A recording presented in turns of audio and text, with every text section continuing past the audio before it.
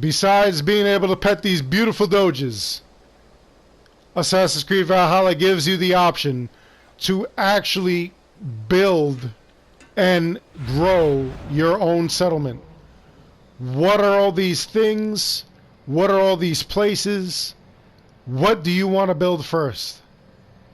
I have all your answers. I'm Darkshard, the YouTube Assassin. Let's get into this.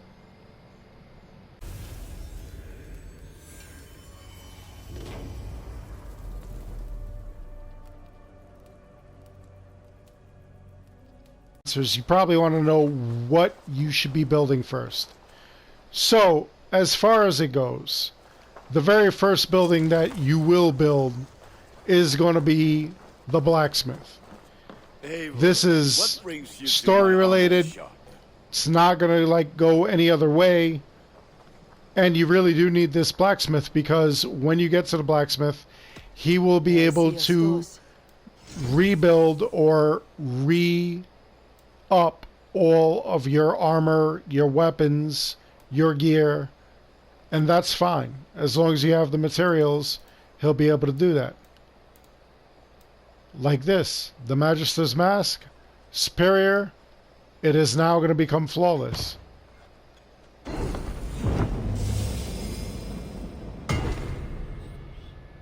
And as long as you continue to bring him the materials, he will upgrade all of your gear. So, again, that's story related.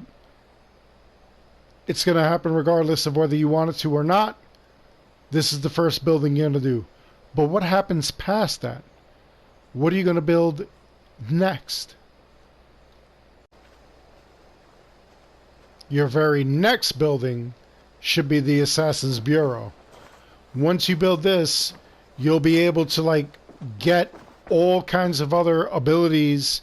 You'll be able to, instead of just dive bomb into water or whatever, you'll be able to do the Assassin's dive into hay bales and whatnot. You'll be able to give him medallions, codex pages, and anything else that you have that you find as you're killing the Order of the Ancients, as well as any pages that you may find. So this is actually important. This definitely should be your very next step. Build the Assassin's Bureau as soon as possible. After the Assassin's Bureau, I strongly recommend that you rebuild the item shop.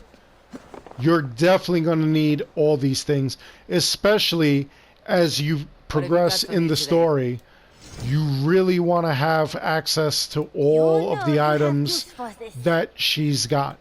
You also want to be able to sell off any of your excess runes, any of your random stuff that you've got. That way you're able to buy all the items that she has. She's also going to have a bunch of weapons and gear for you, runes, different things for the tattoo shop. So you definitely want to make sure that you not only rebuild this shop, but you actually do things for it. You actually sell things off to it. You buy things from it. That's what you need. This is actually going to be the third building that you create. Very necessary. Trust me on this one. After the item shop, you're actually going to want to build these stables. The stables are actually pretty awesome, believe it or not. The things that you're going to do is you're going to go and you're going to make purchases for your horse. You're going to make purchases for your raven. You could actually buy different things going on here. And not just that, the other thing that this stable is good for is the training of your horse. You'll be able to make it walk on water. You'll be able to make it have stronger endurance, meaning it'll ride harder and faster. Here's the swimming lessons, strength training, endurance. You definitely want all that for your horse if you have any hopes of crossing lakes, rivers, anything like that. this is actually a welcome addition to the Assassin's Creed series. You definitely want to be able to train your horse to do all these things. It just makes the game much, much easier. Was the tattoo shop. In the tattoo shop, you could change your hair, you could change your tattoos. And every time you find a brand new item in regards to tattoos, you could have this guy tattoo it to you. Not just that, again, you could change your hairstyle, you could change your hair color, depending on what you want as far as your Viking.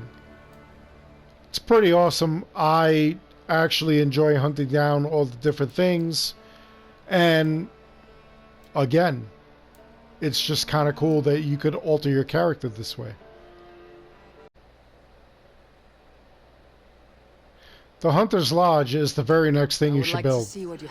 You're going to find legendary animals, and once you kill them, they'll mount all that stuff and they'll put it up on like as a trophy. They'll hang it up, and I'll show you that in a couple of minutes. The other things that goes on is that you are able to go and deliver certain items for certain rewards, and this is the way of the Hunter's Hut. All you have to do is continuously hunt all the animals like normal. Just go out there, kill whatever you see as you see it, and you'll be able to bring the skins. And when you bring the skins, you'll be able to just drop it off and obtain many different items, runes, different things for like the tattoo shop, all kinds of items, abilities, skills, high-priced items that you're not going to find anywhere else.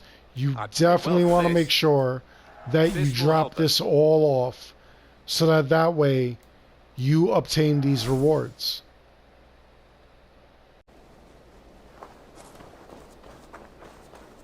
Speaking of rewards, the fish yard should be next. You should definitely open up this shop, because with this shop you'll be able to not only purchase certain things, but you'll be able to drop off a bunch of items, netting you a bunch of different rewards. He must have put up quite a fight. As you go on and you just murder all of these fishes, or you even catch them, you'll be able to bring them over here for high-priced rewards, just like you did with the Hunter's Shop. You definitely want to be able to get all these things, so that way you could upgrade your gear, you could upgrade yourself, and so on. Shipyard will actually be able to modify your ship, not for the better, but just different looks for your ship. Different hulls, different sails, shields, figurehead, and the tailpiece. All available and interchangeable. As long as you have the items, you can go and change it to your liking. So you might want to do the shipyard next. With the barracks built, you're able to design your own Viking so that your friends could like come over and get a hold of. They could see what you've got.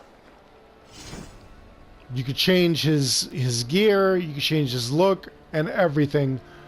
And it's just part of like the achievements and trophies that you could get as long as you build this Viking, which is kind of cool. You're going to miss out on a lot of stories, so definitely this is next. And by the time you have all those other places built, this will be available to build. To purchase maps to certain things, what have you got for me today? Such as resources. Haven't got anything right now. Apparently I bought everything, but he'll have maps to resources that you want to find, everything that you basically need. If you are looking at your inventory and you're looking at these special items, He'll have maps to all of this, so you definitely want to build a cartographer because he's got the secrets that you need. When you come over here, anytime you find the Roman masks or the Roman artifacts, you give it to this character, and he actually rewards you for it. He gives you all kinds of brand new items. Sometimes it's statues that you could build in your settlement. Sometimes it's very rare artifacts. So you definitely want to make sure you build this as well. They're, homes, they're farms, things of that nature. And you want to build them just so that way you could increase your standing with your settlement. And that's fine. None of these other items are actually important. You could do them in just the way you want to build it. What happens though is that, like I said, it increases your standing with your settlement, and there is a part where you're actually able to all sit down and have a meal, and it increases the feast buff. But again, that's not necessary. It happens at your leisure. You do it as you want with the rest of those items. Anyway, let me know what you think in the comments below. Do you think that I did the settlement in the correct order? Or do you have a better order? Let the community know. Let us all know what you did and how you did it. Other than that, I really do hope you enjoyed the video. Please like and subscribe. It helps the channel out an awful lot. As always, I want to thank each and every one of you for watching. And until the next one, take care.